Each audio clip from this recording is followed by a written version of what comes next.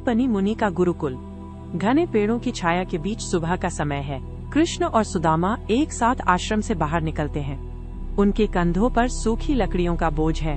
वे हंसते हुए आपस में कुछ बातें करते हैं और अचानक दौड़ने लगते हैं। कृष्ण आगे निकलते हैं, सुदामा उनका पीछा करते हैं। घने जंगल में वे दोनों मिलकर सूखी डालियां चुनते हैं। सुदामा एक ऊंची डाल से लकड़ी तोड़ते हैं, कृष्ण उसे अपनी ओर खींच लेते हैं। दोनों एक पेड़ की छांव में बैठते हैं। सुदामा अपना झोला खोलते हैं, कृष्ण अपना हिस्सा सामने रखते हैं। दोनों एक दूसरे को कौर खिलाते हैं। पानी की एक छोटी धारा के पास वे अपने हाथ धोते हैं। सांदीपनी मुनि दूर से उन्हें देख रहे हैं। शाम ढलते ही दोनों आश्रम की ओर वापस लौटते हैं। उनके बीच का ये तालमेल ही उनकी आने वाली मित्रता की असली नींव है। वे एक दूसरे के साथ चलते हैं बिना किसी हिचकिचाहट के। गुरु के आश्रम की शांति में उनकी आवाजें गूंजती हैं। वे एक साथ घास पर बैठते हैं और कल के पाठ की तैयारी शुरू करते हैं। यही वो समय है जब दोनों के बीच का बंधन अटूट बन जाता है। समय बीत चुका है। सुदामा एक तंग झोपड़ी के कोने में बैठे हैं। चूल्हे में राख जमी है। कई दिनों से आग नहीं जली। सुदामा के बच्चे पास ही जमीन पर लेटे हैं, उनकी आंखें भूखी और बेजान हैं। वे उठकर सुदामा के पास आते हैं और खाली हाथ दिखाते हैं। सुदामा अपनी पत्नी की ओर देखते हैं। उनकी पत्नी का चेहरा चिंता से भरा है। वे रसोई के खाली बर्तनों को टकराती हैं। पत्नी सुदामा का हाथ पकड़कर द्वार की ओर इशारा करती हैं और कृष्ण का नाम लेती हैं। सुदामा अपना सिर झुका लेते हैं। वे हकलाते हुए कहते हैं, मित्रता में याचना शोभा नहीं देती। पत्नी फिर से बच्चों की ओर इशारा करती है। सुदामा भारी कदमों से रसोई की ओर जाते हैं। वे पड़ोसी से मुट्ठी भर चिवड़ा मांग कर लाते हैं। हाथ कांप रहे हैं। वे एक पुराने कपड़े के टुकड़े को बिछाते हैं, चिवड़ा उस पर रखते हैं और चारों कोनों को आपस में गांठ बांध देते हैं। सुदामा झोपड़ी से बाहर निकलते हैं। वे पीछे मुड़कर नहीं देखते। धूल भरी पगडंडी पर उनके पैर धीरे धीरे आगे बढ़ते हैं। वे द्वारका की दिशा में चल पड़ते हैं। उनके कंधे झुके हुए हैं, लेकिन कदम अब रुक नहीं रहे हैं। यात्रा शुरू हो चुकी है। हफ्तों की निरंतर पैदल यात्रा। सुदामा के पैरों की त्वचा फटी हुई है, एड़ियां सूजकर लाल हो गई हैं। वे हर कदम पर लंगड़ाते हुए आगे बढ़ते हैं। धूल उनके चेहरे की झुर्रियों में जम चुकी है। आँखों के चारों ओर गहरे गड्ढे पड़ गए हैं। सामने विशाल द्वारका नगरी की स्वर्ण आभा दिखाई देती है। सुदामा महल के मुख्य द्वार पर पहुँचते हैं।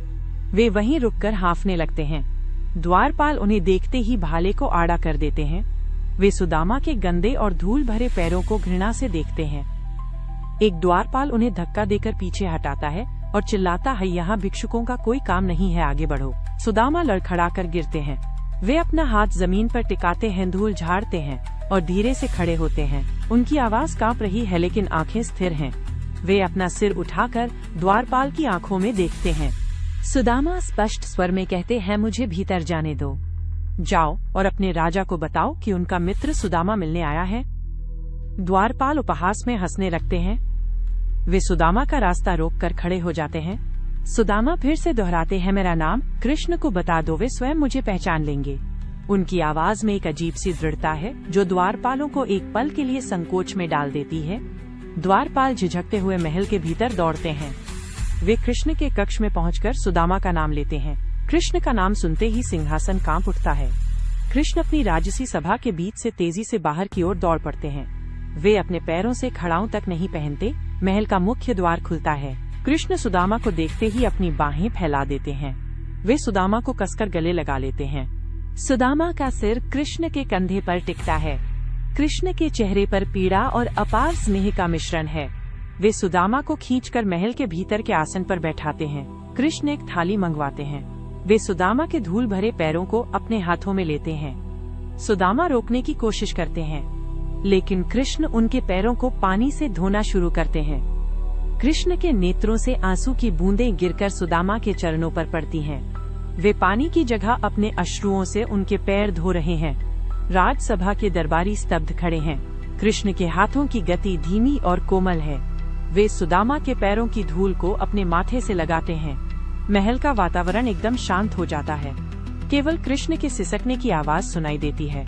ये मिलन न केवल दो मित्रों का है, बल्कि ये उस अटूट बंधन का प्रमाण है जिसे समय की दूरी भी नहीं तोड़ पाई। कृष्ण सुदामा को राजसी